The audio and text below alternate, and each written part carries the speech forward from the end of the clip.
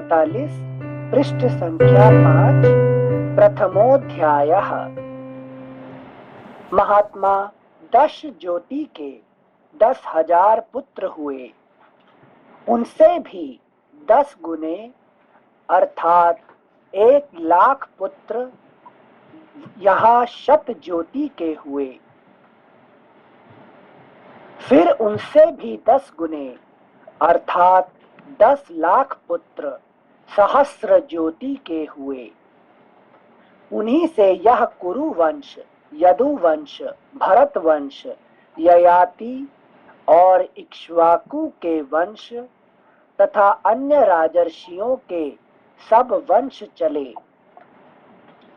प्राणियों की सृष्टि, परंपरा और बहुत से वंश भी इन्हीं से प्रकट हो विस्तार को प्राप्त हुए हैं। श्लोक संख्या 48।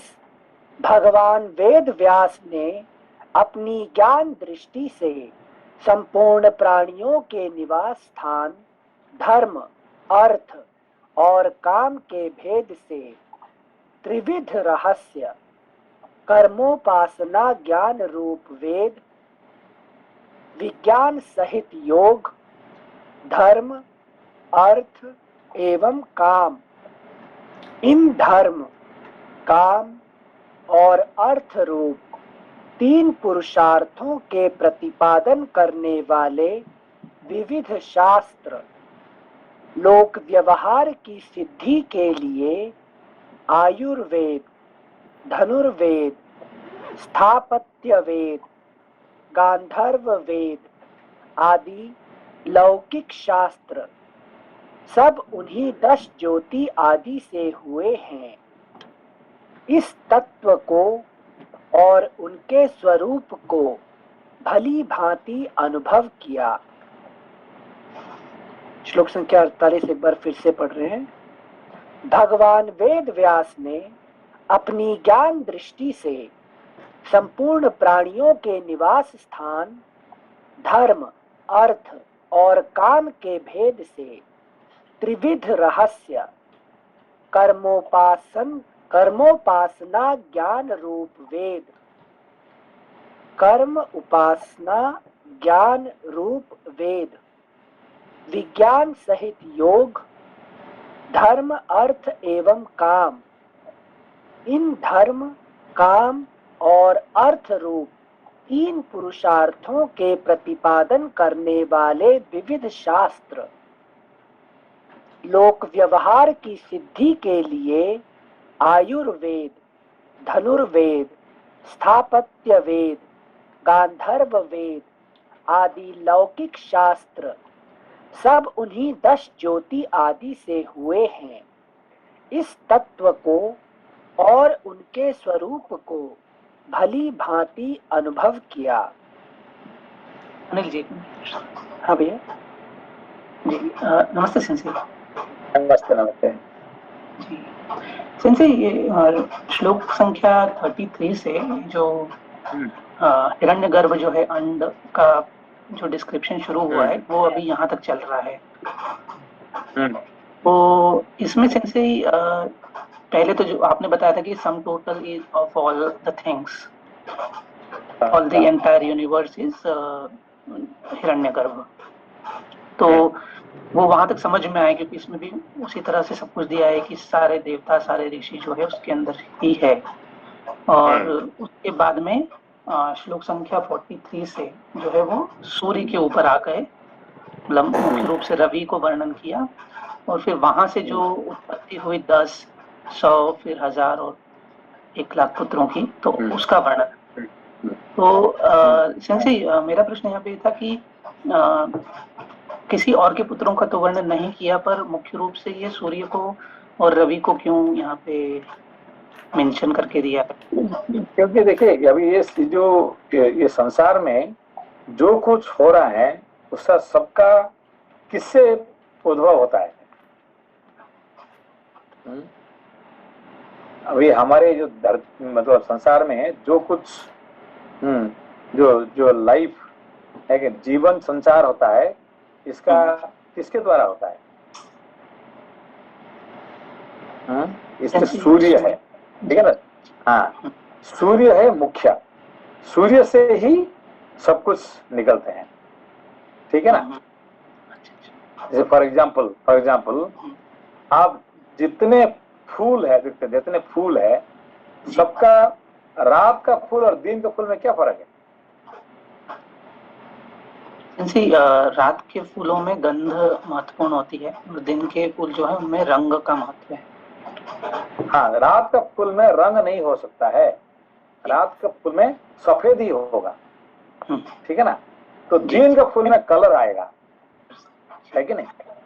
तो फूल में आप कितने भी गंध भी हो, आप क्या देखना चाहते हैं फूल में, है कि नहीं? उसमें सुंदरता देखना चाहते हैं। जी जी। गंध तो है इट्स साइड, पर मेन फूल मतलब आप उसको कलर देखना चाहते हैं, ठीक है ना? तो जो जितने हरियाली है कि नहीं, हरियाली कब आते हैं? जब सूर्य का, है कि नहीं, सूर्य का तेज ज्यादा होगा तो हरियाली आएगा, ठीक है ना? तो क्या होगा, हरियाली नहीं आएगा, ठीक है ना? तो हम देखते हैं कि हरियाली जो कलर है ये कहाँ से आते हैं? ये सूर्य से आते हैं।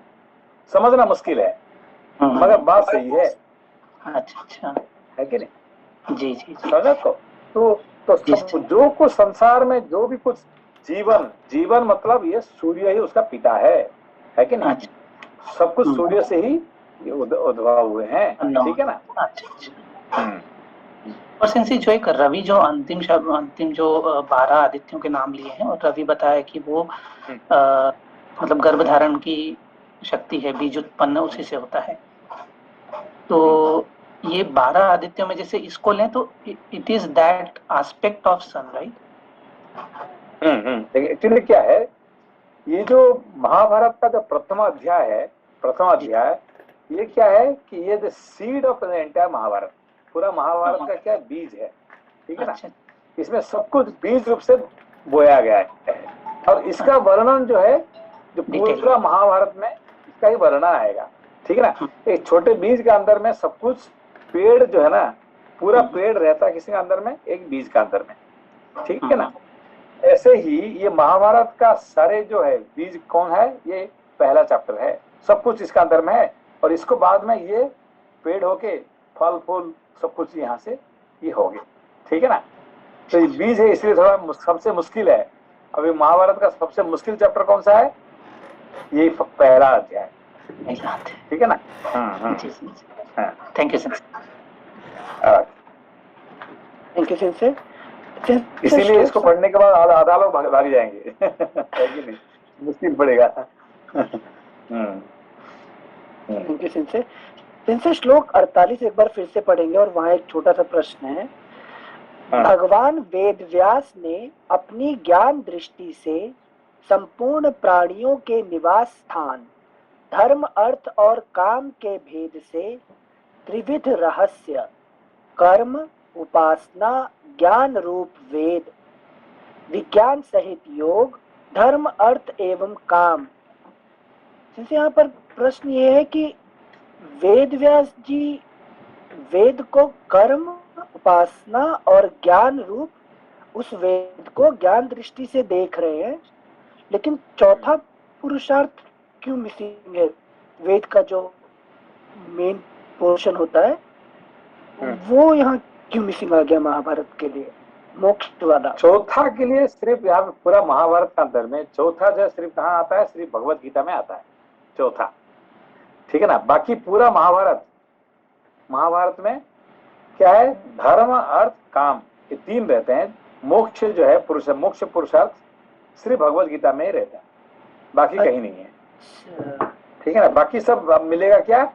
धर्म अर्थ और काम, लेकिन मोक्ष सिर्फ मिलेगा कहाँ पे? गीता भी महाभारत का पार्ट है ना, आप परसों पढ़ाए थे, फिर भी नहीं, यहाँ पे महाभारत जब कहते हैं वहां पे भगवत गीता जो है ना महाभारत का पार्ट के हिसाब से नहीं कहा जाता, क्योंकि ये व्यास जी का बनाई हुई चीज नहीं है, भगवान कृष्ण का है कि नहीं? उनका मुख से निकलने वाला है, ठीक है ना? तो वो उसको वेद व्यास जी नहीं लिखे, ठीक है ना, ये जो जो भगवान ने कहे उसको सिर्फ उसको डिक्टेशन किए उन्होंने, ठीक है ना। Thank you sensei. तो मतलब सेंसे ज्ञान दृष्टि से वो उसी वेद को देख रहे हैं जिस वेद के अंदर उपनिषद भी आते हैं, लेकिन फोकस महाभारत का 3 पुरुषार्थों पे है, मेनली धर्म अर्थ और काम। क्योंकि वेद का अंदर में जो उपनिषद आता ना, तो वेद का अंदर उपनिषद को गिनती नहीं किया जाता है कि नहीं।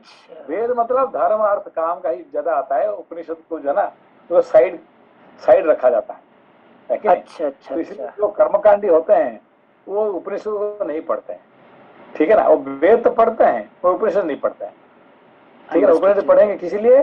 कर्मकांड हिसाब से, अच्छा, पैसा बनाने के लिए। उपनिषद है कि नहीं, इतना बढ़िया चैंटिंग करेंगे, आखिर में क्या चाहिए उनको, है कि नहीं भाई, हमने इतना अच्छा चैंटिंग किया है तो हमें, है कि नहीं, इतने पैसा दे दीजिए, इतने पैसा दे दीजिए, है कि नहीं।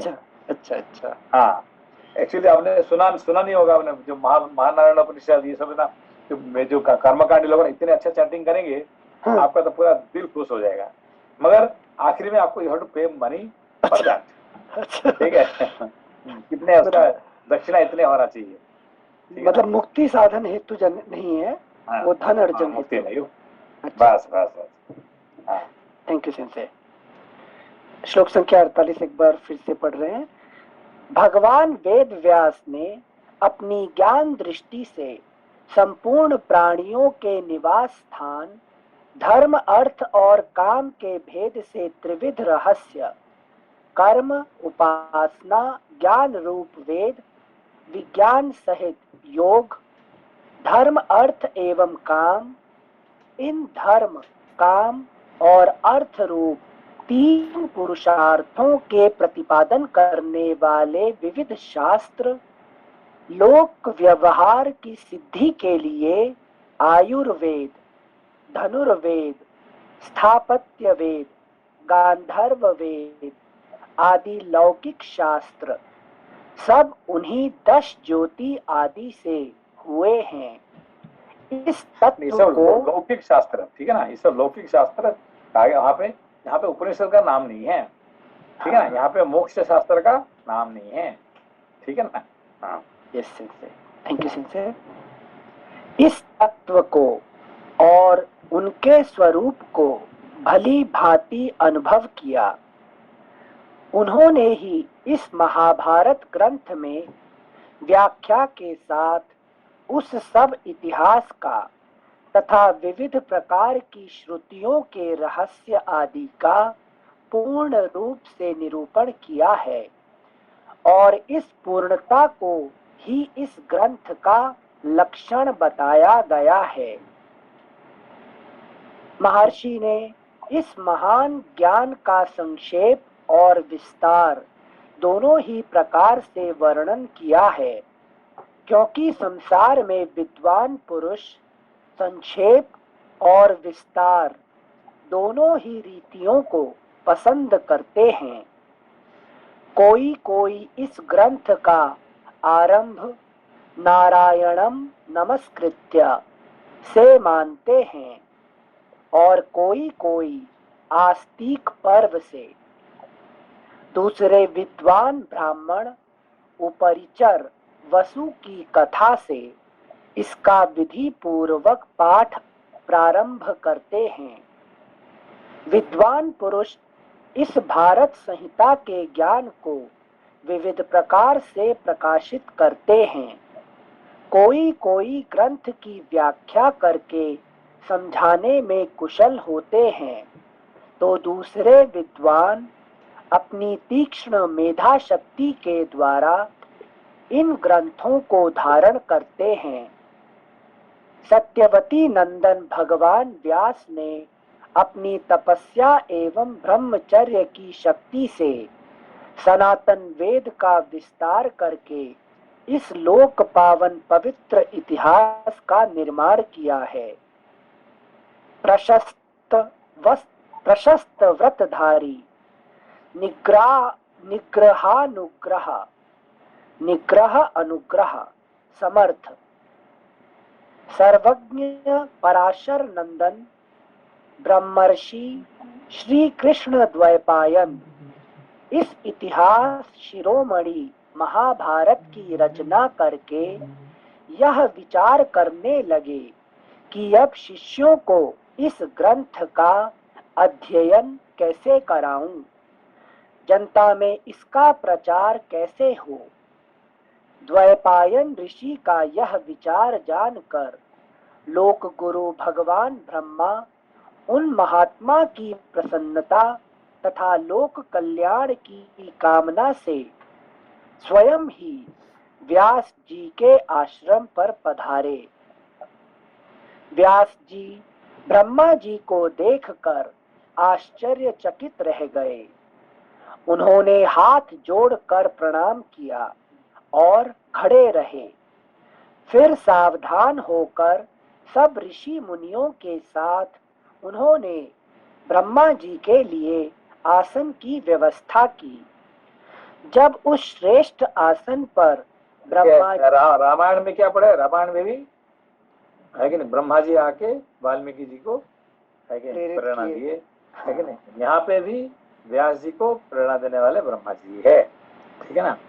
अच्छा, जिनसे ब्रह्मा जी का आना अर्थात अपनी बुद्धि का ही रूप में इनिशिएट करते हैं, या यहाँ पे ब्रह्मा जी को ये कहते हैं बुद्धि, मतलब सिर्फ बुद्धि, बुद्धि तो प्रारब्ध का ही है कि नहीं, ये है, अस्त्र है, ठीक है ना।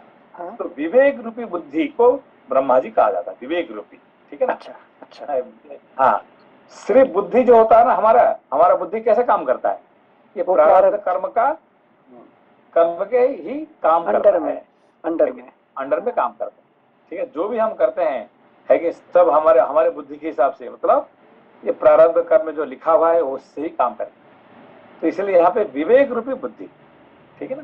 अच्छा, मतलब सिंसे यहाँ पर जो इनिशिएशन होता है कि ब्रह्मा जी व्यास जी को आके कह रहे हैं, ये आध्यात्मिक लेवल पे स्वयं की प्रेरणा होती है, मतलब जो ग्रंथ का कोई भाष्यकार भाष्य लिखता है, ये प्रेरणा स्वयं के अंदर से ही जागृत होती है ना, विवेक बुद्धि जो कहते हैं। हाँ, स्वयं विवेक बुद्धि से। हाँ हाँ, ओके ओके, थैंक यू सिंसे। नहीं, हमने लास्ट टाइम बताया था कि आप देखिए यहाँ पे हमेशा जो शास्त्र पढ़ेंगे तो 3 तरह से हम समझना चाहिए, है कि नहीं। उसका मतलब आप कहेंगे भाई इसमें तो सिर्फ अपना बुद्धि से काम किया, तो फिर ये क्यों लिखा, ब्रह्मा जी क्यों लिखा हुआ है कि नहीं, ब्रह्मा जी कुछ भी नहीं है क्या यहाँ पे, है कि नहीं। ऐसा नहीं, वो आदि दैविक हिसाब से वो ब्रह्मा जी आए हैं, व्यास जी को समझाए, व्यास जी लिखे, ये सब क्या है, ये सब आदि दैविक हिसाब से, है कि नहीं। आध्यात्मिक हिसाब से आपने ऐसे कह सकते हैं, है कि नहीं। और आदि भौतिक तो है ही है, ठीक है ना। थैंक यू सिंसे, क्योंकि सिंसे आप समझाए थे ना ये व्यास जी की ऑटोबायोग्राफी है, तो उसी सेंस में हम सोच रहे थे। Thank you sensei. श्लोक संख्या 58। व्यास जी ब्रह्मा जी को देखकर आश्चर्यचकित रह गए। उन्होंने हाथ जोड़कर प्रणाम किया और खड़े रहे। फिर सावधान होकर सब ऋषि मुनियों के साथ उन्होंने ब्रह्मा जी के लिए आसन की व्यवस्था की। जब उस श्रेष्ठ आसन पर ब्रह्मा जी विराज गए, तब व्यास जी ने उनकी परिक्रमा की और ब्रह्मा जी के आसन के समीप ही विनय पूर्वक खड़े हो गए। परमेष्ठी ब्रह्मा जी की आज्ञा से वे उनके आसन के पास ही बैठ गए। उस समय व्यास जी के हृदय में आनंद का समुद्र उमड़ रहा था। और अगला पृष्ठ संख्या 6। आनंद का समुद्र उमड़ रहा था और मुख पर मंद मंद पवित्र मुस्कान लहरा रही थी। परम तेजस्वी व्यास जी ने परमेष्ठी ब्रह्मा जी से निवेदन किया, भगवन, मैंने यह संपूर्ण लोकों से अत्यंत पूजित एक महाकाव्य की रचना की है। ब्रह्मन, मैंने इस महाकाव्य में संपूर्ण वेदों का गुप्ततम रहस्य तथा अन्य सब शास्त्रों का सार संकलित करके स्थापित कर दिया है। केवल वेदों का ही नहीं, उनके अंग एवं उपनिषदों का भी इसमें विस्तार से निरूपण किया है। अंग का मतलब कौन सा है? जैसे वेदांग ना, शिक्षा, कल्प, व्याकरण। हाँ, से श्लोक संख्या 62 एक बार फिर से पढ़ते हैं से। ब्रह्मन, मैंने इस महाकाव्य में संपूर्ण वेदों का गुप्ततम रहस्य तथा अन्य सब शास्त्रों का सार सार संकलित करके स्थापित कर दिया है। केवल वेदों का ही नहीं, उनके अंग एवं उपनिषदों का भी इसमें विस्तार से निरूपण किया है। इनसे उपनिषद भी कवर कर लिए महाभारत में। वहां पे ना जो क्या कहते हैं, जो भगवत गीता जो है सर्वोपनिषद का सार है। अच्छा, हाँ, थैंक यू सिंह से। श्लोक संख्या 63। इस ग्रंथ में इतिहास और पुराणों का मंथन करके उनका प्रशस्त रूप प्रकट किया गया है। भूत, वर्तमान और भविष्य काल की इन तीनों संज्ञाओं का भी वर्णन हुआ है। इस ग्रंथ में बुढ़ापा, मृत्यु। अनिल सर, एक प्रश्न था, थोड़ा पूछ सकती हूँ? तो सिंसे ये जो पिछले वाले पेज में 55 से लेके 57 नंबर श्लोक तक वो बोल रहे हैं कि प्रशस्त व्रतधारी, निग्रहानुग्रह समर्थ, सर्वज्ञ पराशर नंदन, ब्रह्मर्षि श्री कृष्ण द्वैपायन इस इतिहास शिरोमणि महाभारत की रचना करके यह विचार करने लगे कि अब शिष्यों को इस ग्रंथ का अध्ययन कैसे कराऊं, जनता में इसका प्रचार कैसे हो। तो ये जो वाक्य है कि आपने एक बार बोले थे कि पढ़ाए थे कि व्यास जी हुए, शंकराचार्य हुए, वो मतलब कि किसी को पढ़ाना कि किसी को वो उनका वो इंटेंशन और उनका वो उद्देश्य नहीं होता है। तो इस जो वाक्य का आध्यात्मिक अर्थ क्या है? मतलब कि जरूरी है कि मतलब कि ढूंढ के पढ़ाना है, वो जरूरी है कि आपने बोले थे कि ढूंढ के पढ़ाना नहीं है। नहीं, ये जो व्यास जी का जो अवतार है, ये भगवान विष्णु का एक अवतार है, ठीक है ना। भगवान विष्णु का एक मुख्य अवतार है, व्यास अवतार है।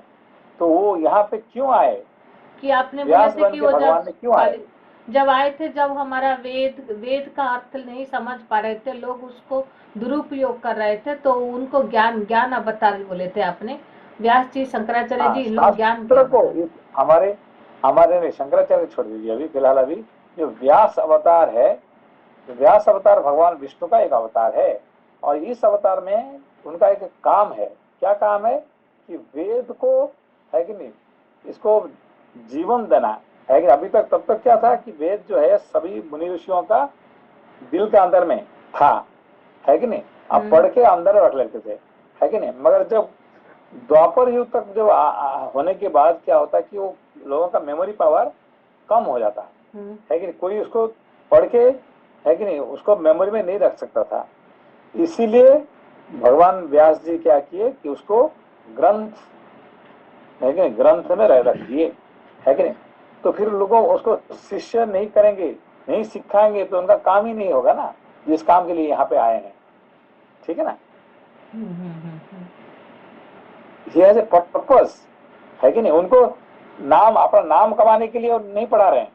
उनका काम है कि, है कि नहीं, ये करना है, ठीक है ना। और दूसरा बात है कि हम वेद को नहीं पढ़ाएंगे तो शास्त्र क्या होगा? लोप हो जाएगा। शास्त्र लोप होने से लोग क्या रहेगा, है कि नहीं। लोग हमारे हिंदुस्तान में एक दिन में कितने आदमी मुसलमान बनते हैं मालूम है आपको? कितने हिंदू मुसलमान बनते हैं जी? नहीं सिंसे, बहुत सारे बनते हैं पता है, लेकिन कितना नहीं पता। कितने कितने कितने बनते होंगे?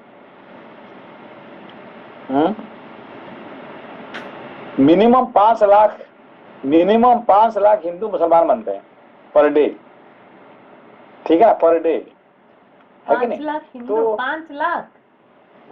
हाँ, 5 लाख हिंदू मुसलमान बनते हैं। अभी मोदी आने के बाद, मोदी जी आने के बाद ये थोड़ा, है कि नहीं, अभी है कि ये मोदी योगी का तो है कि नहीं, ये संगम में ये है कि नहीं, ये थोड़ा रुक गया, तो पूरा तो रुका नहीं, थोड़ा रुका हुआ है कि नहीं, क्योंकि इनका एक एक है कि नहीं, उनका एक करने का एक प्लान है। पहले आपको आपका गर्दन काट देंगे, तो डर के मारे तो आप बन जाएंगे, है कि नहीं, आप नहीं बने तो आप मार देंगे, ये कर देंगे, इस तरह से करते करते करते करते इससे बहुत सारे प्लान बना के, है कि नहीं, पर डे 5-5 लाख लोग जो है बन रहे हैं। क्यों बन रहे हैं?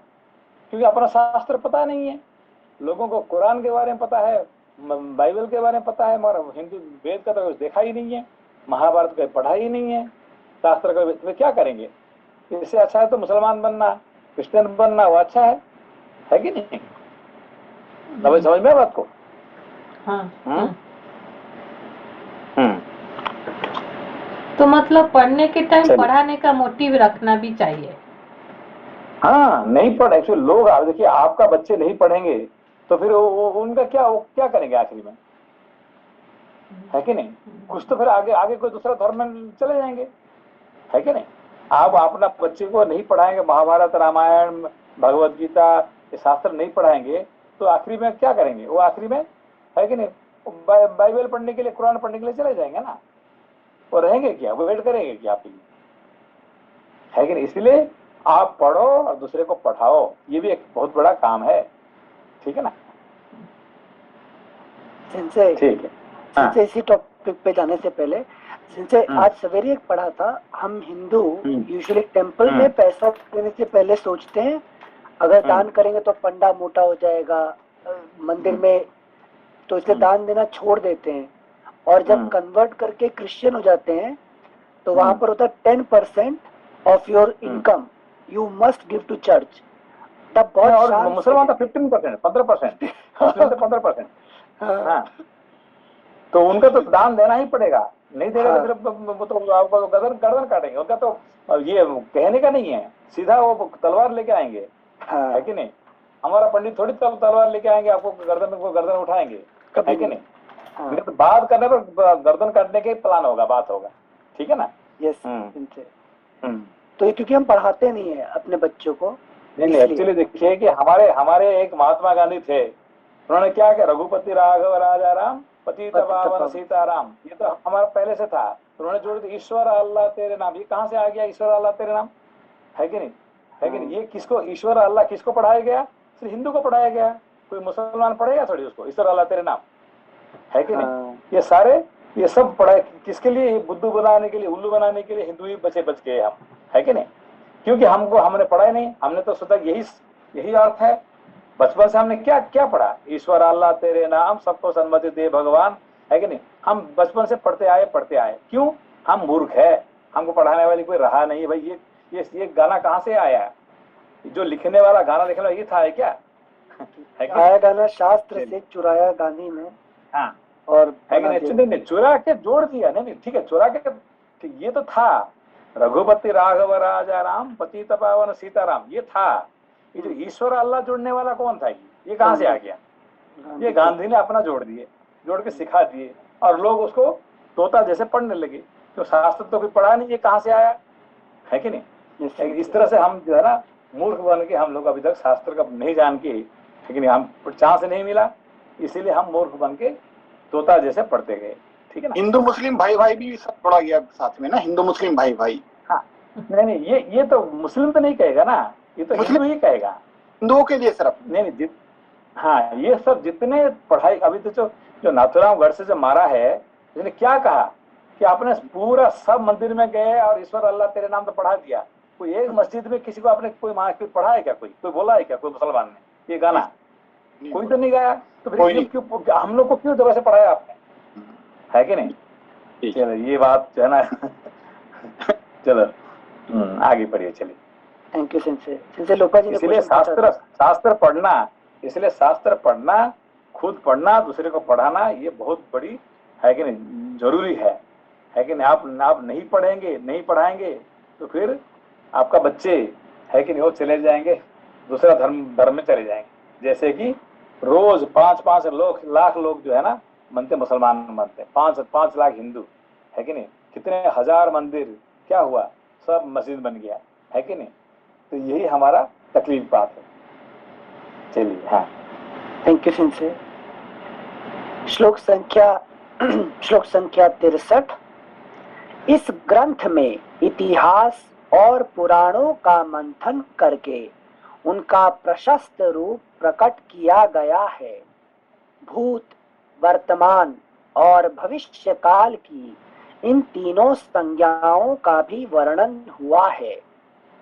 इस ग्रंथ में बुढ़ापा, मृत्यु, भय, रोग और पदार्थों के सत्यत्व और मिथ्यात्व का विशेष रूप से निश्चय किया गया है तथा अधिकारी भेद से भिन्न भिन्न प्रकार के धर्मों एवं आश्रमों का भी लक्षण बताया गया है। सर ये मिथ्यात्व का विशेष रूप से निश्चय किया गया है सर, इसका क्या मतलब हुआ सर? मिथ्यात्व का विशेष रूप, मिथ्यात्व का विश्लेषण मतलब देखिए जो हमारे तीन है, एक है सत्य, जी, असत्य और मिथ्या, तीन प्रकार की परिभाषा है कि नहीं? जी जी, ये जानते हैं ना, सत्य, सत, असत और मिथ्या, तीन है। जी जी, हाँ, सत्य क्या होता है? जो तीन काल में जो रहने वाला है उसको सत्य कहते हैं।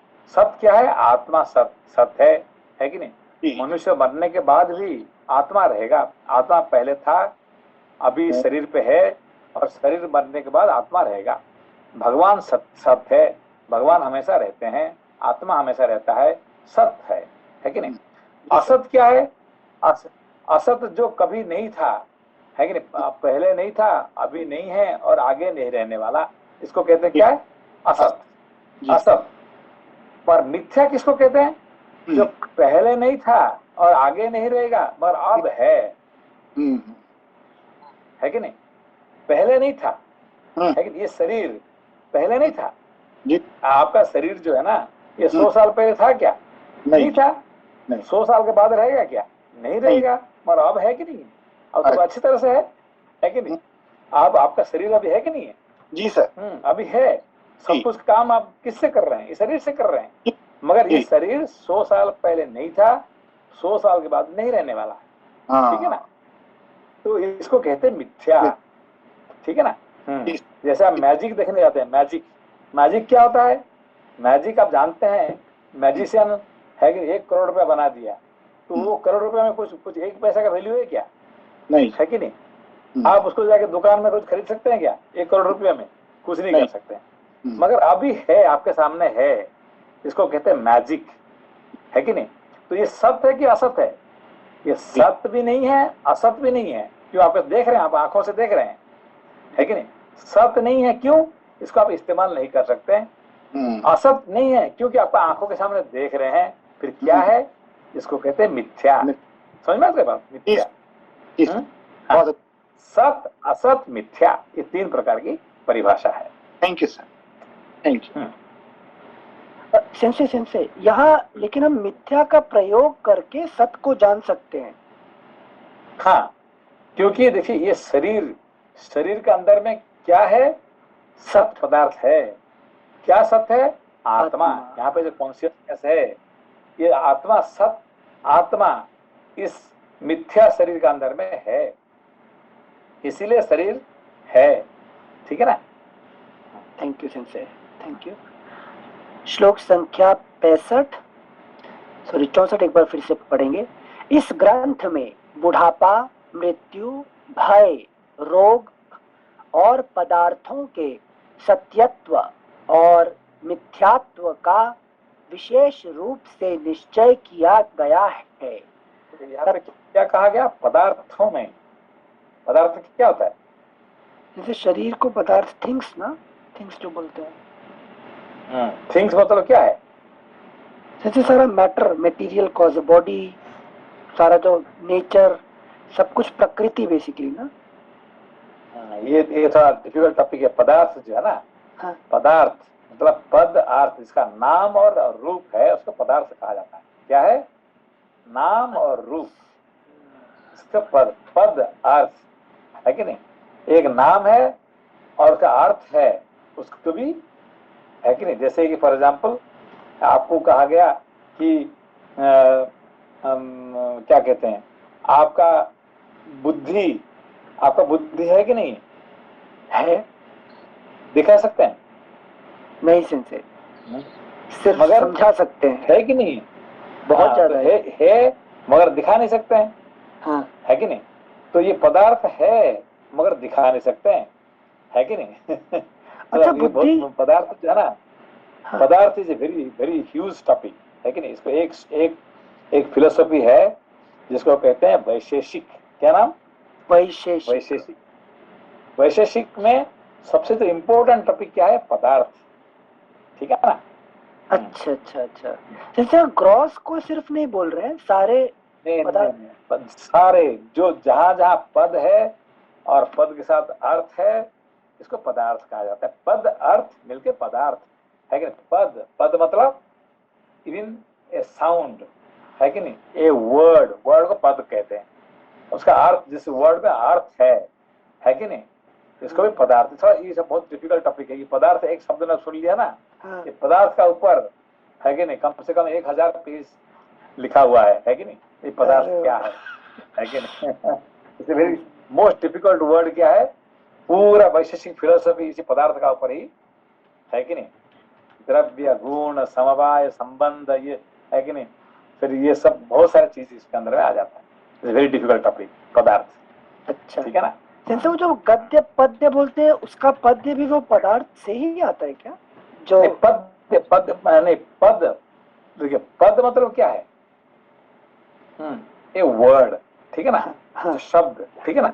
हाँ, तो शब्द जिसका अर्थ है उसको कहते हैं पदार्थ, ठीक है ना?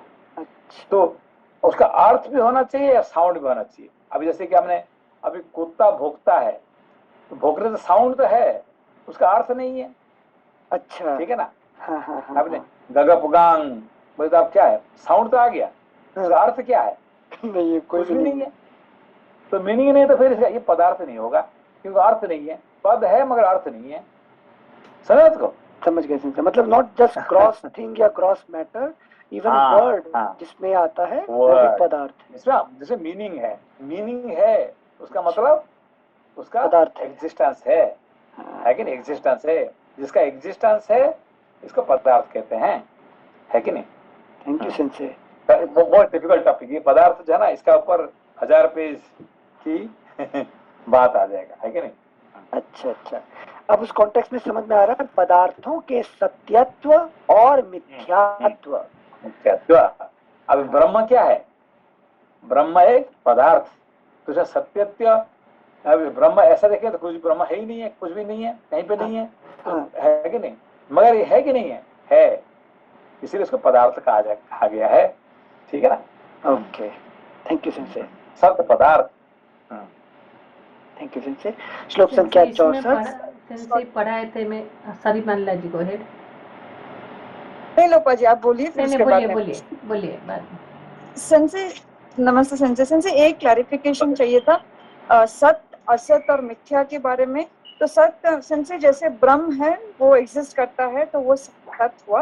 असत मतलब जो एग्जिस्ट ही नहीं कर रहा है, हाँ, मतलब शरीर जिसका असत है। एग्जिस्टेंस नेचुरली आपने, हाँ, जो जो जैसे कि आपने, है कि नहीं, गंधर्व नगरी कहते हैं। गंधर्व मतलब कि आकाश में जो आपने जब जब देखते हैं, है कि नहीं, क्लाउड देखते हैं, आपको क्या दिखता है क्लाउड के अंदर में?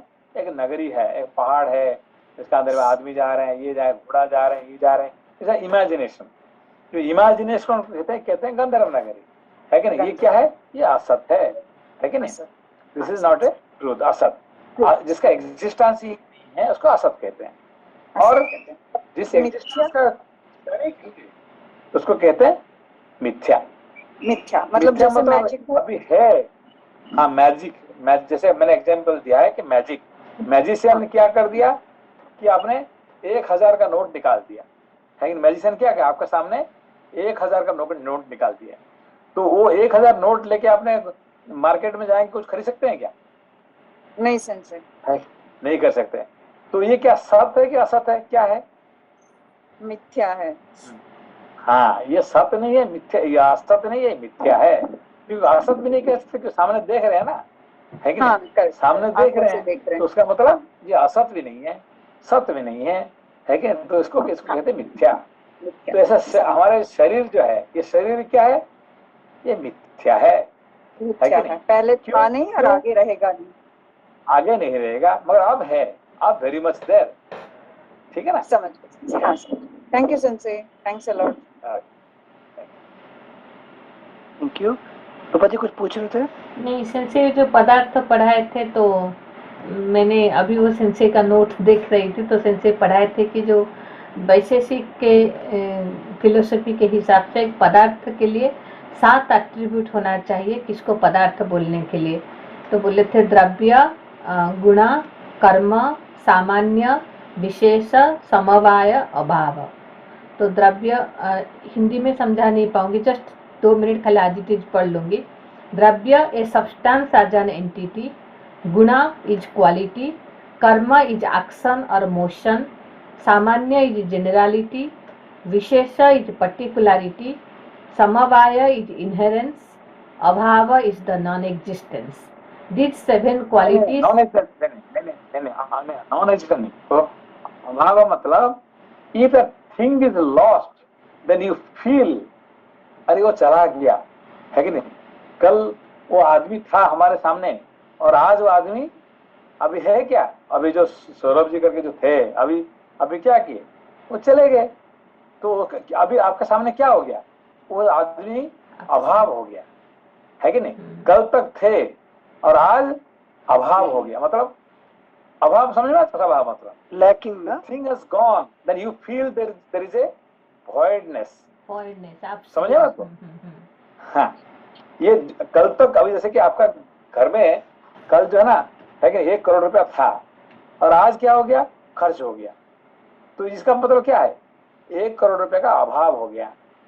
अभाव क्यों हुआ? कल था और आज खर्च हो गया, तो उसको कहते हैं अभाव। ना चोर ले लिया तो क्या बोलते हैं उसको? अभाव हो गया। ठीक है ना? अभाव इससे तुम्हारा लॉस्ट हो गया, बट दैट इज कॉल्ड पदार्थ। जैसे 1 करोड़ का वैल्यू था, मतलब वैल्यू दे रहे थे इसलिए अभाव फील हो रहा है, मतलब एनीथिंग नहीं एनीथिंग अभी एनीथिंग। अब देखिए कल अपने फॉर एग्जाम्पल अपने इस महीने का तनख्वाह लेके आए, कहाँ से? ऑफिस से लेके आए। कितने ना? 10 लाख रुपया लेके आए, 10 लाख रुपया। ठीक है ना? और यार I am very happy, 10 lakh rupees है प्रॉपर्टी। तो फिर क्या आ गया? ये किराया दे दिया, ये दिया, आखिरी में क्या है? सब खत्म हो गया। अरे कल तो लेके आया था मैं 10 लाख रुपया, कहाँ चला गया? सब चला गया। उसको क्या बोल अभाव, क्या कहेंगे? अभाव हो गया, पदार्थ का अभाव हो गया। when you feel the voidness, that is called अभाव। समझ तो? ठीक है, दिस इज वेरी इंपॉर्टेंट। क्या कह रहे हैं? ये पदार्थ है ना, ये काम में आना चाहिए। पदार्थ क्या है? कर्म होना चाहिए, उसको कोई काम में आना चाहिए, इसका कुछ गुण होना चाहिए। ठीक है ना? इसे मिल के पदार्थ कहा जाता है। अच्छा है कि नहीं? since when I live my life without a meaning, then life is also not attributed as पदार्थ। हाँ, पदार्थ नहीं हुआ है कि नहीं? आया, खा पी के ये करके चला गया, मर गया, है कि नहीं? तो उसका अच्छा, मतलब ये ग्रॉसनेस पे नहीं है, सारे सटल कॉन्सेप्ट भी इस पे पदार्थ गिने सब पदार्थ सतल से पदार्थ में आ जाता है। अच्छा अच्छा, ठीक है ना? हाँ। एंड लोपा जी आप छठे में कुछ इनहेरेंस क्या बोले थे? नहीं समझाओ। नहीं, वो है समवाय। समवाय बोले थे। समवाय, इनहेरेंस मतलब इनहेरेंस मतलब इसमें कुछ है, something is there, that's why you call पदार्थ। पदार्थ क्यों कहते हैं इसको? है कि नहीं? ना इसके अंदर में कुछ है कि नथिंगनेस इज नॉट पदार्थ। Something, the existence of something is called पदार्थ। समझ में आपको? अच्छा, मतलब उसका नेचर या क्वालिटी जो बोलते हैं, एट्रीब्यूट है उसके अंदर कुछ। जैसे आपने कहेंगे ये चीनी है, तो कैसे पता चीनी है? ये इसका मीठा स्वीटनेस है कि नहीं? जहाँ पे sugar is there, sweetness is inherited, है कि नहीं? वहां पे मीठा जो है, यहाँ पे क्या है? शुगर का अंदर में इट्स इनहेरिटेंस, है कि नहीं? तत्व है। कहते हैं ये नमक है। नमक मतलब क्या है? उसमें इनहेरिटेड सॉल्टीनेस इज इनहेरिटेड, है कि नहीं? ये समवाय है कि नहीं? उसमें जुड़ा हुआ है। The moment you say it is salt, that means ये saltiness inherited. Sugar, this sweetness is inherited. ठीक है ना, समझ तो। Thank you sensei, deep topic अब मानते हैं। ये मैंने कहा कि इसका 1000 पेज अभी आप शुरू करेंगे पदार्थ, तो पदार्थ को समझने के लिए आपको पूरा, है कि नहीं, 1 साल लगेगा पूरा, 1 ईयर है कि नहीं। Thank you sensei, thank you. श्लोक संख्या, हाँ सेंसे, श्लोक संख्या 64 फिर से एक बार पढ़ रहे हैं। इस ग्रंथ में बुढ़ापा, मृत्यु, भय, रोग और पदार्थों के सत्यत्व और मिथ्यात्व का विशेष रूप से निश्चय किया गया है तथा अधिकारी भेद से भिन्न भिन्न प्रकार के धर्मों एवं आश्रमों का भी लक्षण बताया गया है। ब्राह्मण, क्षत्रिय, वैश्य और शूद्र, इन चारों वर्णों के कर्तव्य का विधान, पुराणों का संपूर्ण मूल तत्व भी प्रकट हुआ है। तपस्या एवं ब्रह्मचर्य के स्वरूप, अनुष्ठान एवं फलों का विवरण, पृथ्वी, चंद्रमा, सूर्य, ग्रह, नक्षत्र, तारा, सत्य युग, त्रेता, द्वापर, कली युग, इन सब के परिमाण और प्रमाण, ऋग्वेद, यजुर्वेद, सामवेद और इनके आध्यात्मिक अभिप्राय और अध्यात्म शास्त्र का इस ग्रंथ में विस्तार से वर्णन किया गया है। ऋग्वेद, यजुर्वेद, सामवेद, अथर्ववेद नहीं है यहाँ पे। श्लोक संख्या 67, इनसे अथर्व को नहीं गिनते इसमें। जब वेद त्रयी कहा जाता है, जब वेद के नाम आता है तो जो चौथा वेद जो है उसको वेद त्रयी कहा जाता है, चतुर्वेद है कि नहीं, बहुत कम जगह पे उसको कहा जाता है, ठीक है ना। अच्छा अच्छा, क्योंकि उसमें जो टॉपिक है थोड़ा आउट ऑफ द 3 वेद का, ठीक है ना। ओके, ये होता है डिफिकल्ट टॉपिक। हाँ, थैंक यू सेंसे। श्लोक संख्या 67, न्याय, शिक्षा, चिकित्सा, दान तथा पाशुपत, अंतर्यामी की महिमा का भी इसमें विशद निरूपण है। साथ ही यह भी बतलाया गया है कि देवता, मनुष्य आदि भिन्न भिन्न योनियों में जन्म का कारण क्या है। लोक पावन तीर्थों, श्लोक संख्या 68, लोक पावन तीर्थों, देशों, नदियों, पर्वतों, वनों और समुद्र का भी इसमें वर्णन किया गया है। दिव्य नगर एवं दुर्गों के निर्माण का कौशल तथा युद्ध की निपुणता का भी वर्णन है। भिन्न भिन्न भाषाओं और जातियों की जो विशेषताएं हैं, लोक व्यवहार की सिद्धि के लिए जो कुछ आवश्यक है तथा और भी जितने लोकोपयोगी पदार्थ हो सकते हैं, उन सब का इसमें प्रतिपादन किया गया है। परंतु मुझे इस बात की चिंता है कि पृथ्वी में इस ग्रंथ को लिख सके ऐसा कोई नहीं है। ब्रह्मा जी ने कहा, व्यास जी, संसार में विशिष्ट तपस्या और विशिष्ट कुल के कारण जितने भी श्रेष्ठ ऋषि मुनि हैं, उनमें मैं तुम्हें सर्वश्रेष्ठ समझता हूँ, क्योंकि तुम जगत, जीव और ईश्वर तत्व का जो ज्ञान है उसके ज्ञाता हो। क्योंकि तुम जगत, जीव और ईश्वर तत्व का जो ज्ञान है उसके ज्ञाता हो। ज्ञान अवतार है, व्यास जी कौन है, क्या है, ज्ञान अवतार है। Thank you. श्लोक संख्या 72, मैं जानता हूँ कि आजीवन तुम्हारी ब्रह्मवादिनी वाणी सत्य भाषण करती रही है और तुमने अपनी रचना को काव्य कहा है, इसलिए अब यह काव्य के नाम से ही प्रसिद्ध होगी।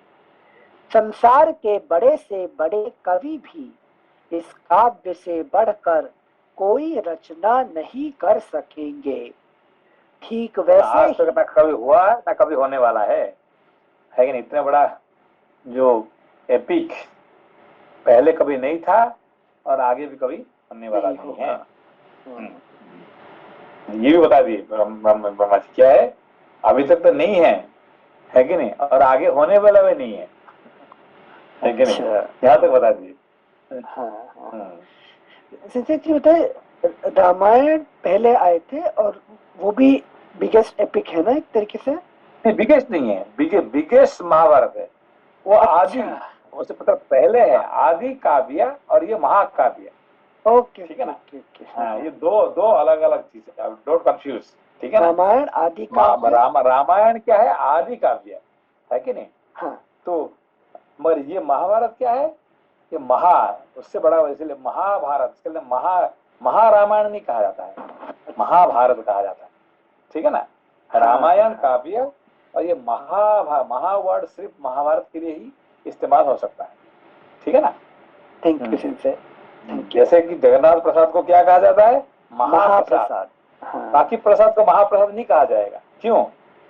इसमें वॉल्यूम जो है, जो ये है, जब तक आपका पेट नहीं भरेगा तो प्रसाद खाने का मतलब ही नहीं है। है कि नहीं? बाकी प्रसाद आपको थोड़ा बहुत प्रसाद खा लीजिए, मतलब प्रसाद थोड़ा सा खा लो। क्या है? थोड़ा। यहाँ पे जब तक पेट नहीं भरेगा तब तक प्रसाद की मतलब ही नहीं है। तो इसको प्रसाद क्यों कहते हैं फिर? वो तो टेस्ट के लिए होता है। नहीं, प्रसाद के लिए क्या होता है कि थोड़ा भी आपको एक है कि नहीं, ग्राम भी खा लिए ना, जैसे आपको बद्रीनाथ में प्रसाद मिलेगा, क्या है? 1 ग्राम खा लेंगे तो प्रसाद हो गया, प्रसाद पा लिया। ठीक है ना? पर जगन्नाथ जी का प्रसाद जो है ना, 1 ग्राम 2 ग्राम खाने से प्रसाद थोड़ी होता है कि नहीं? कम से कम 1 किलो से ज्यादा होगा तब जाके प्रसाद बनेगा। तो पेट भर खाना ही चाहिए, पेट भर। हाँ, जब तक पेट नहीं भरेगा तो इसीलिए महाप्रसाद कहा जाता है। तो महा शब्द जो है ना, हर जगह पे इस्तेमाल नहीं हो सकता है। ठीक है ना? Thank you sensei. अब याद रहेगा, आदि काव्य और महाकाव्य। महाकाव्य, ठीक है ना? महाभारत, उसका नाम क्या है? महाभारत। कोई भी है कि नहीं? तो इसलिए महाभाष्य क्या है? शंकर जी का महाभाष्य। क्या आपने इतने कितने बार पढ़ा गया, याद नहीं रखते? महाभाष्यकार पतंजलि ने पाणिनि का सूत्र का ऊपर जो लिखे हैं सबसे बड़ा वॉल्यूम, इसको कहते हैं महाभाष्य। ठीक है ना? हाँ सर। क्या है? पाणिनि के सूत्र का ऊपर जो लिखे हैं, कौन लिखे हैं? पतंजलि। इसको कहते हैं महाभाष्य, है कि नहीं? शंकराचार्य को भाष्यकार कहा जाता है, भाष्यकार। पर महाभाष्यकार किसको कहा जाता है? पतंजलि को। ठीक है ना? तो इसलिए महाशब्द हर जगह पे इस्तेमाल नहीं कर सकते। Thank you Sanjay. श्लोक संख्या 73। संसार के बड़े से बड़े कवि भी इस काव्य से बढ़कर कोई रचना नहीं कर सकेंगे। ठीक वैसे ही जैसे ब्रह्मचर्य, वानप्रस्थ और संन्यास तीनों आश्रम अपनी विशेषताओं द्वारा गृहस्थाश्रम से आगे नहीं बढ़ सकते। मुनिवर, अपने काव्य को लिखवाने के लिए तुम गणेश जी का स्मरण करो। कौन आइडिया दिया? ब्रह्मा जी ने आइडिया दिया है। स्वयं ब्रह्मा जी ने उनको ये आइडिया दिए, तो गणेश जी को स्मरण करो। ठीक है ना? Thank you sensei. सौतिरुवाच। उग्र श्रवा जी कहते हैं, महात्माओं, ब्रह्मा जी व्यास जी से इस प्रकार संभाषण करके अपने धाम ब्रह्मलोक में चले गए। अगला भगवान गणेश जी का नाम जो है ना, महाभारत में ज्यादा नहीं आता है कि नहीं? क्यों नहीं आता? क्योंकि वो लिखने वाले हैं, इसीलिए वो उनका नाम नहीं आता है। तो ब्रह्मा जी अभी कहते हैं कि तुम गणेश जी का स्मरण करो, तो यहाँ पे आ गया। फिर उन्होंने जब जाएंगे बुलाएंगे तो जब लिखना शुरू हो जाता है तब उनका नाम गणेश जी नहीं आउट, नाम नहीं आता है। अच्छा। ठीक है, जैसे सरस्वती का नाम आएगा, गणेश जी का नाम नहीं आएगा। ठीक है, अच्छा, ओके, थैंक यू सिंसे। पृष्ठ संख्या 7, श्लोक संख्या 75। निष्पाप शौनक, तदनंतर सत्यवती नंदन व्यास जी ने भगवान गणेश का स्मरण किया और स्मरण करते ही भक्तवांशा कल्पतरु विघ्नेश्वर श्री गणेश जी महाराज वहां आए जहां व्यास जी विद्यमान थे। व्यास जी ने गणेश जी का बड़े आदर और प्रेम से स्वागत सत्कार किया और वे जब बैठ गए तब उनसे कहा, गणनायक, आप मेरे द्वारा निर्मित इस महाभारत ग्रंथ के लेखक बन जाइए। मैं बोलकर लिखाता जाऊंगा। मैंने मन ही मन इसकी रचना कर ली है। मैंने मन ही मन इसकी रचना कर ली है। यह सुनकर विघ्नराज श्री गणेश जी ने कहा, व्यास जी, यदि लिखते समय क्षण भर के लिए भी मेरी लेखनी ना रुके तो मैं इस ग्रंथ का लेखक बन सकता हूँ। व्यास जी ने भी गणेश जी से कहा, बिना समझे किसी भी प्रसंग में एक अक्षर भी ना लिखिएगा। गणेश जी ने ओम कहकर स्वीकार किया और लेखक बन गए। गोपाल जी क्या अर्थ हुआ? सिंसे ये जो 79 का, व्यास जी ने भी गणेश जी से कहा बिना समझे किसी भी प्रसंग में एक अक्षर भी ना लिखेगा। आप तो भगवान गणेश जी को ऐसे कोई चीज है कि जो नहीं समझ में नहीं आएगा? एक बार हम कहते हैं भगवान गणेश जी कहते हैं और समझ में नहीं आएगा तो नहीं लिखिए, उसका मतलब ये क्या है? नहीं, आपने बोले थे कि गणेश जी तो भगवान है, तो भगवान का तो वो जो मनुष्य शरीर में जो भूख प्यास लगता है वो तो लगेगा नहीं, बट व्यास जी को तो वो लगेगा। तो व्यास जी इसलिए ये सब ये कंडीशन रखें, ये है क्या सेंसे? किसके लिए कंडीशन रखें? ये व्यास जी के लिए, मनुष्य शरीर के लिए, भगवान के लिए नहीं। जो इन्होंने कहे, किसको? गणेश जी को कहे कि जब तक आप पूरा नहीं समझते आप नहीं लिखिए, उसका मतलब क्या है? क्या ऐसे कुछ चीज है कि जो गणेश जी नहीं समझेंगे? नहीं सेंसे, सारे तो समझ पाएंगे गणेश जी। तो फिर क्यों बोले थे ऐसे चीज? अनिल जी क्यों? क्या जैसे कोई महाभारत पे भाष्य लिखने की कोशिश करे तो श्रवण मनन निधि ध्यान करके तभी लिखे, इस बारे में कुछ कह रहे हैं हमारे समझ में? ये गणेश जी के लिए नहीं है। आप जो लिखेंगे ना, हाँ, जो इसको जो पढ़ने वाले मनुष्य जो है ना, है कि नहीं, आप ऐसे लिखिए कि जो सब लोग समझ सकते हैं, है कि नहीं? मैं तो अपना जो चिंता किया हो मैं तो बोलते जाऊंगा, मगर आप ऐसे लिखिए कि जो लोगों को वाले समझ सकते हैं, पढ़ने वाले को समझ में आ जाएगा। ये आपके काम, ये होमवर्क है आपके लिए, ठीक है ना? ये इम्पोर्टेंट पॉइंट जो लोग भूल जाते हैं, है कि नहीं? ये गणेश जी को ऐसे काम दे दिए। अरे भाई, गणेश जी तो भगवान है, उनको ऐसा कोई क्या कौन सा चीज जिसको पता नहीं आता है कि नहीं? व्यास जी को आता है और उसका नहीं आता, सही क्या? नहीं, आप व्यास जी का मेरे मन लिए को क्या पढ़ काम के भी करेंगे? लिख सकते ना सेंसे। हाँ, तो यहाँ पे क्या कहना चाहते हैं कि आप ऐसा लिखिए कि लोगों को समझ में आ जाना चाहिए, है कि नहीं? जैसे मतलब अपनी लेखनी को लेवल गिरा के लिखिए कि मनुष्य के लेवल तक समझ में आ जाए। हाँ, क्यों?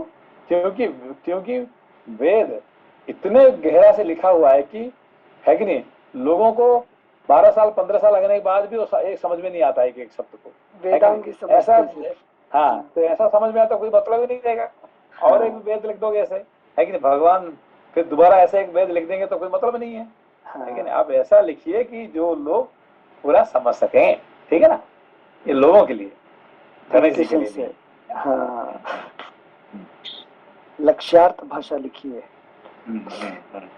Thank you sensei. श्लोक संख्या 79 फिर से पढ़ेंगे।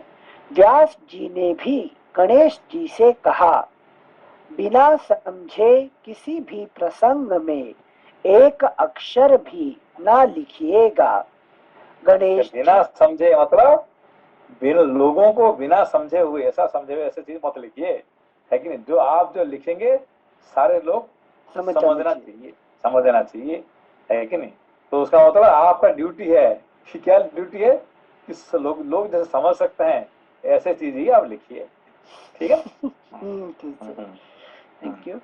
गणेश जी ने ओम कहकर स्वीकार किया और लेखक बन गए। श्लोक संख्या 80।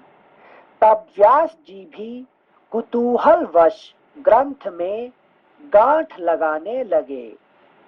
वे ऐसे ऐसे श्लोक बोल देते जिनका अर्थ बाहर से दूसरा मालूम पड़ता और भीतर कुछ और होता। इसके संबंध में प्रतिज्ञा पूर्वक श्री कृष्ण द्वैपायन मुनि ने यह बात कही है। इस ग्रंथ में 8,800 श्लोक ऐसे हैं जिनका अर्थ मैं समझता हूँ, शुकदेव समझते हैं और संजय समझते हैं या नहीं, इसमें संदेह है। इस ग्रंथ में 8,800 श्लोक ऐसे हैं जिनका अर्थ मैं समझता हूँ, शुकदेव समझते हैं और संजय समझते हैं या नहीं, इसमें संदेह है। क्योंकि संजय तो सिर्फ क्या ये कहा, किसने कहा? धृतराष्ट्र को। धृतराष्ट्र ने कहा, उसको कहते जा रहे हैं, लेकिन ऐसे ऐसे कहा, ऐसे कहा। सच में समझता कि नहीं समझता ये डाउटफुल है कि नहीं। थैंक यू जिनसे। श्लोक संख्या 82। मुनिवर, वे कूट श्लोक इतने गुथे हुए और गंभीरार्थक हैं कि आज भी उनका रहस्य भेदन नहीं किया। ये जो श्लोक है बड़ा इंपॉर्टेंट श्लोक है। अहम वेद्मि शुको वेत्ति संजयो वेत्ति वा न वा, है कि ये बड़ा फेमस श्लोक है कि नहीं। अच्छा, सेकंड लाइन, अहम वेद्मि शुको वेत्ति संजयो वेत्ति वा न वा। वेत्ति वा न वा, समझता या नहीं समझता मुझे पता नहीं है। डाउटफुल, ठीक है ना। वेत्ति वा न वा। अच्छा, संजय को स्पेशली क्यों लाने का जरूरत पड़ा? मतलब शुकदेव और व्यास जी। संजय जो है ना, वो उनका शिष्य एक्चुअली क्या है कि वो उनको दिव्य चक्षु दिए थे ना। हाँ। है कि नहीं। तो उसने तो समझाता रहा है, मगर खुद पूरा समझता है कि जो सुनता है बोलते जा रहा है, वो समझ में नहीं। ये दैट इज डाउटफुल, है कि नहीं। अच्छा, मतलब बिना समझे लिखना संजय की तरह लिखने जैसा हो जाएगा, वो डाउटफुल है। ओके। Thank you Sanjay. श्लोक संख्या 82। संजय जी बताए, जब वो गीता भी बता रहे थे संजय, जो श्री कृष्ण बता रहे हैं अर्जुन को, तो उसमें उनको ज्ञान जा रहा है या नहीं, उसमें श्योर नहीं है व्यास जी। जैसे कि फॉर एग्जाम्पल आप देखिए कि कभी कभी ये जो आते हैं आपके पास, क्या कहते हैं, जो न्यूज़पेपर वाले, टेलीविजन वाले, आप जो बोलते हैं हाँ अच्छा तो लिख देते हैं आगे। अरे आपने क्या बोला था, आपने खुद लिखा ना। हमारा काम तो यही है, लिखने का काम, है कि नहीं। मगर सच में समझा नहीं समझा, दैट इज डाउटफुल, है कि नहीं। अखबार वाले, है कि नहीं, अखबार वाले, न्यूज़पेपर वाले, इंटरव्यू लेते हैं, जो टेलीविजन वाले इंटरव्यू वाले, है कि नहीं। Whatever you say write it. Thank you sensei. श्लोक संख्या 81। इस ग्रंथ में 8,800 श्लोक ऐसे हैं जिनका अर्थ मैं समझता हूँ, शुकदेव समझते हैं और संजय समझते हैं या नहीं, इसमें संदेह है। मुनिवर, वे कूट श्लोक इतने गुथे और गंभीरार्थक हैं कि आज भी उनका रहस्य भेदन नहीं किया जा सकता, क्योंकि आज भी मुश्किल है कि नहीं? हाँ, क्योंकि उनका अर्थ भी गूढ़ है और शब्द भी योग वृत्ति और रूढ़ वृत्ति आदि रचना वैचित्र के कारण गंभीर है, स्वयं गंभीर है। हाँ सर। ठीक है, अभी बंद करते हैं, फिर कल जल्दबाज करना जरूरी नहीं है, धीरे धीरे जाकर पढ़ना चाहिए। ठीक है, ठीक है सेंसे, ठीक। व्यवस्थित से पढ़ते हैं। नमस्कार प्रणाम सर। सेंसे। नमस्ते संजय। नमस्कार नमस्ते नमस्कार। सर।